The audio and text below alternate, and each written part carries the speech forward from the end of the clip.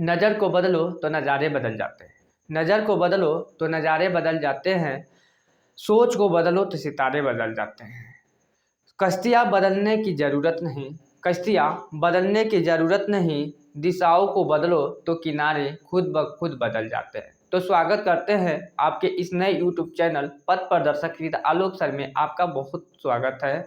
तो आज हम लोग पढ़ेंगे विज्ञान एवं उससे संबंधित उपशाखाओं के बारे में और उससे संबंधित प्रश्नावलियाँ और उनके उत्पादों के बारे में हम लोग अध्ययन करेंगे। तो चलिए हम लोग स्टार्ट करते हैं।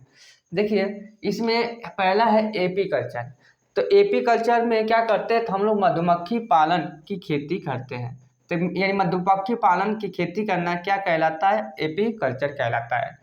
फिर कह रहा है एवी कल्चर, यानी एवी कल्चर में हम लोग पक्षी पालन करते हैं, यानी पक्षी पालन क्या कहलाता है, एवी कल्चर कहलाता है। एक्वा कल्चर जलीय जीवों का संवर्धन, जलीय जीवों का संवर्धन क्या कहलाता है, एक्वा कल्चर कहलाता है। पीसी कल्चर मत्स्य पालन कहलाता है, यानी मत्स्य पालन की खेती करना या मत्स्य पालन करना क्या कहलाता है, पीसी कल्चर कहलाता है। और एग्रीकल्चर में हम लोग पशु पालन यानी पशुपालन तथा कृषि विज्ञान से संबंधित खेती, कृषि संबंधी विज्ञान अध्ययन करना क्या कहलाता है, एग्रीकल्चर कहलाता है। सेरीकल्चर में हम लोग रेशम कीट का पालन का यानी रेशम का पालन का अध्ययन करते हैं। सिल्वीकल्चर में हम लोग वन संवर्धन का कार्य करते हैं। फ्लोरिकल्चर में हम लोग फूलों की खेती का अध्ययन करते हैं। और ओलेरीकल्चर में हम लोग सब्जियों की कृषि की खेती का अध्ययन करते हैं। और हॉर्टिकल्चर में हम लोग फूलों, फलों, सब्जियों व मसालों की खेती का अध्ययन करते हैं। पोमोलॉजी, पोमोलॉजी में हम लोग फूलों की कृषि का अध्ययन करते हैं, ठीक है ना, फूलों की कृषि का अध्ययन करते हैं, ठीक है। और वर्मी कल्चर में हम लोग कृषि उत्पादन में जो वृद्धि हेतु केचुआ का अध्ययन करते हैं। हम लोग कृषि उत्पादन में वृद्धि हेतु केचुआ का अध्ययन करते हैं। केचुआ को और सांप को किसानों का मित्र कहा जाता है, ठीक है, क्योंकि जो केचुआ जो होता है वो भूमि को नमी और उर्वरक प्रदान करता है, और जो सर्प होता है चूहों को फसल नुकसान होने से बचाने का काम करता है, यानी वो पकड़ के खा जाता है। विटीकल्चर में हम लोग अंगूरों की खेती करते हैं। मोरीकल्चर क्या है, तो मोरीकल्चर में हम लोग शहतूत की खेती करते हैं। मोरीकल्चर में हम लोग शहतूत की खेती करते हैं। और हाइड्रोपोनिक्स में हम लोग मृदा विहीन पादप संवर्धन करते हैं। हम लोग हाइड्रोपोनिक्स मतलब जहाँ मिट्टी रहित जितने भी पादप पेड़ पौधे हैं उनका हम लोग क्या करते हैं, संवर्धन करते हैं। किसके अंतर्गत आएगा, तो हाइड्रोपोनिक्स के अंतर्गत आएगा। तो अगला है देखिए जूलॉजी। कोई पूछे जूलॉजी यानी फादर ऑफ बायोलॉजी कौन है, तो फादर ऑफ बायोलॉजी अरस्तु है। इन्होंने दो भागों में इसको बांटा था, एक है जूलॉजी, एक है बॉटनी। जूलॉजी के जो मतलब फादर है, जनक है, वही अरस्तु है। और बायोलॉजी के यानी बॉटनी यानी वनस्पति विज्ञान के जो जनक है वो थियोफ्रेस्टस है, ठीक ना। तो जूलॉजी में हम लोग जंतुओं का अध्ययन करते हैं, विभिन्न प्रकार के जीव जंतुओं का हम लोग अध्ययन करते हैं। किसके अंतर्गत, तो जूलॉजी के अंतर्गत। बॉटनी के अंतर्गत हम लोग वनस्पतियों का अध्ययन करते हैं, ठीक है।